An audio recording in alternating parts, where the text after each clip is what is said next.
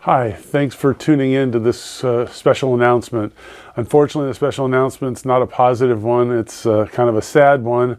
I don't know if you've heard, but Tom over at Hilltop Machineworks recently had a tragedy in his workshop where it caught on fire, and so did he. And he could really use our help. And there's lots of ways we can help. So simply, if you don't have spare money, you can just go to his channel, like and subscribe his videos.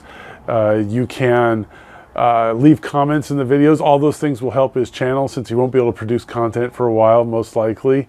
Also, if you are able, and I know things are tight, there is a GoFundMe, and I'll put a link to his video where he describes what happened, and the link to the GoFundMe for him.